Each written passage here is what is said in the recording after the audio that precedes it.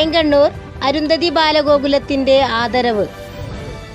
വളാഞ്ചേരി പൈങ്കണ്ണൂർ അരുന്ധതി ബാലഗോകുലത്തിന്റെ നേതൃത്വത്തിൽ 2024-25 വർഷത്തെ LSS USS SSLC +2 വിജയം നേടിയ വിദ്യാർത്ഥികൾക്ക് പഠനോപകരണ വിതരണവും ലഹരി ബോധവൽക്കരണ ക്ലാസും നടത്തി. രക്ഷിതാക്കളെ അപ്പോ ആ മുറി നിറയ്ക്കാനുള്ള അതേ ഉത്തരവാദിത്വമാണ് നമ്മളെ രക്ഷിതാക്കൾക്കുള്ളത്. ആ കുട്ടിയുടെ തലയിൽ എന്തൊക്കെ അടിച്ച് ഏൽപ്പിക്കുക എന്നുള്ളതാണ് നമ്മൾ ചിന്തിക്കുക. രണ്ടാമത്തെ ശിഷ്യന് പറ്റിയതോ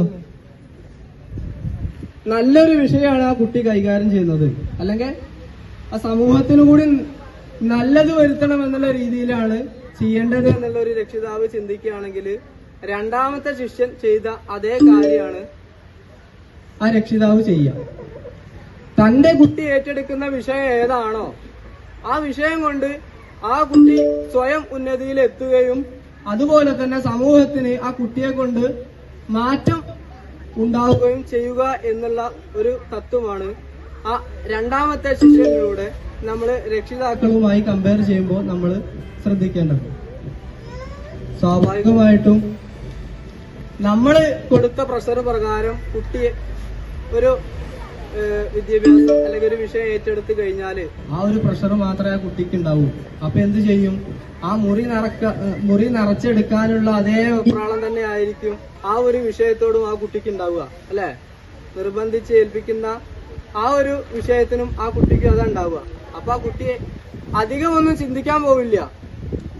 ചിന്തിക്കാൻ പോവുമോ? വെറും പഠനത്തിൽ മാത്രമായിരിക്കും, അല്ലെങ്കിൽ വെറും ആ ഒരു ശ്രദ്ധയിൽ മാത്രമായിരിക്കും. സിമ്പിളായിട്ട് ആ രണ്ടാമത്തെ ശിഷ്യൻ ചെയ്ത പ്രകാരം ഒന്ന് ബുദ്ധി ഉറഞ്ഞു പ്രവർത്തിച്ച സമയത്ത് പറയാൻ പറ്റില്ലെങ്കിൽ വീട്ടിൽ വന്നിട്ട് നിങ്ങൾ പറയണം, ഇന്ന ആൾക്കാർ ഇന്നത് പറഞ്ഞു, ചീത്ത ഹാൻഡ്സ്, പിന്നെ മിഠായി, അങ്ങനെ പല രൂപത്തിൽ നിങ്ങൾക്ക് തരും. ചിലപ്പോ ആദ്യം നല്ലത് തരും, പിന്നെ പിന്നെ പിന്നെ അറിയാത്ത ആരെന്ത് തന്നാലും നിങ്ങൾ വാങ്ങരുത്. ബാലഗോകുലം തിരൂർ ജില്ലാ സഹകാര്യദർശി NK ഹിതേഷ് അധ്യക്ഷത വഹിച്ചു. ലഹരിക്കെതിരെയുള്ള ക്ലാസ് റിട്ടയേർഡ് അധ്യാപിക മാലതി ടീച്ചർ നൽകി.